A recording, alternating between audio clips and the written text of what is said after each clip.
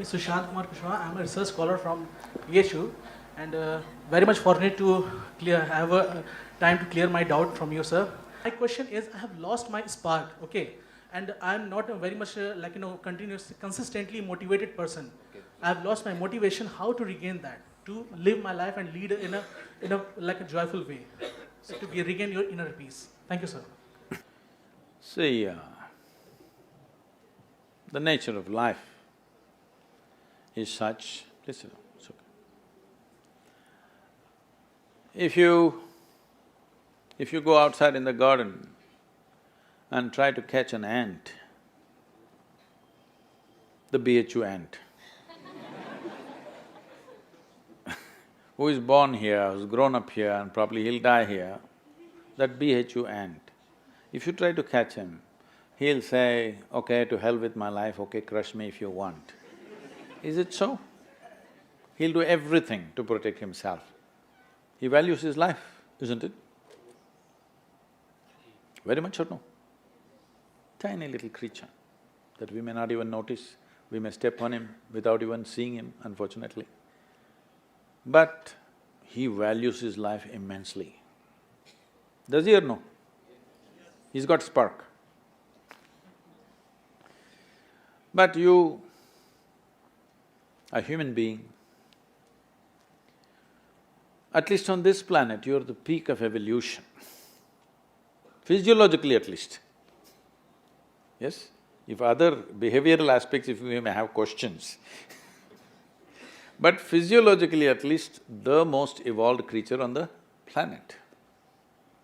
What the most evolved creature on the planet means is, it has the most complex neurological system and it has the highest level of cerebral capability. That means you can think, you can remember, you have memory. You have a very vivid sense of memory and a fantastic sense of imagination. An ant doesn't have such a vivid sense of memory, nor does he have any great imagination. He has some. But he has a presence of mind about the life that he is living.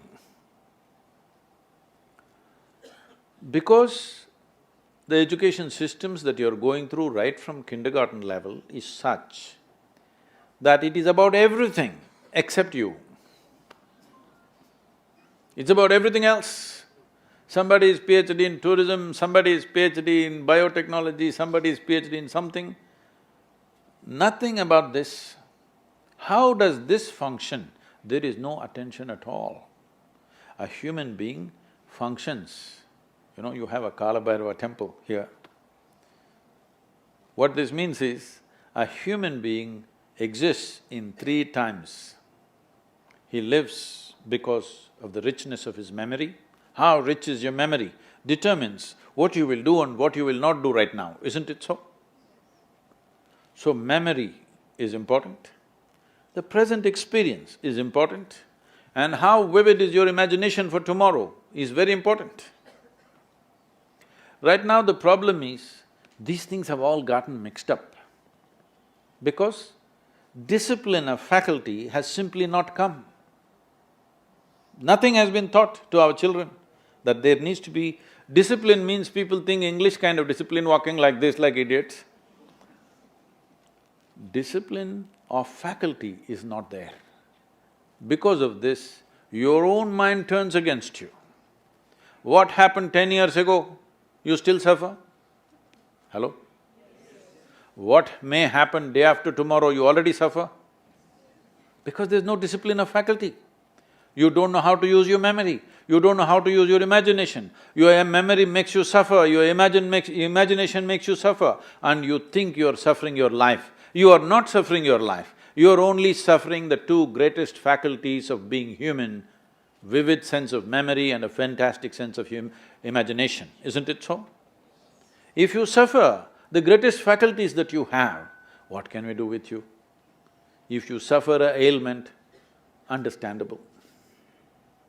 If you suffer a disability, understandable. If you suffer your ability, hopeless case.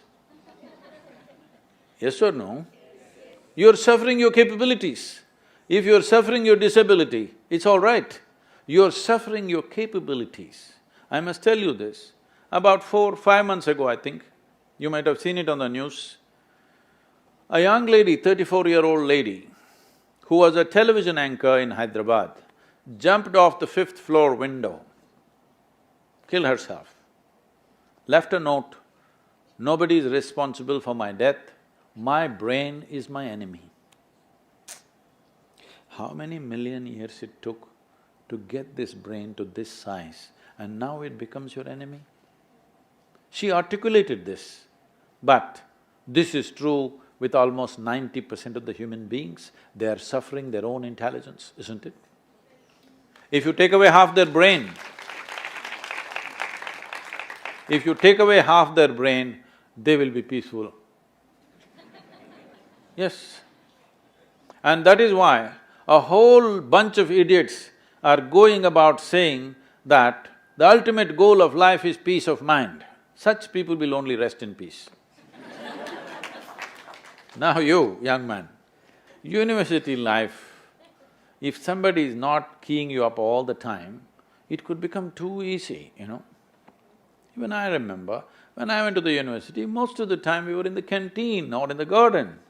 The easiest part of my life was university. I think… I know nobody's going to like it but I think this university time must be shortened. Unless somebody is producing something brilliant, they must be chucked out within 3 to 4 years' time, everybody. If they're doing something very focused and very intense, they must stay. Otherwise, see, this is all I'm telling all of you young people. Do whatever the hell you want in your life, but you must be intensely focused on something. If you're not investing in anything, your life, it will just go waste. Because as I told you in the very beginning, one basic ingredient of your life is time, and this is just going away. Already you're 2 hours closer to your grave since I came here. Yes or no? 2 hours closer to Manikarnika. Yes or no? Yes, you are not immortal, it's just a limited amount of time. Are you a precious life, I'm asking you? Is your life precious to you? Yes. Then you must decide where you want to invest this life. If this is precious, if this is worthless, throw it somewhere. If this is precious, invest in something worthwhile, isn't it? So if you invest this in something worthwhile, not spark, you will be a flame all the time.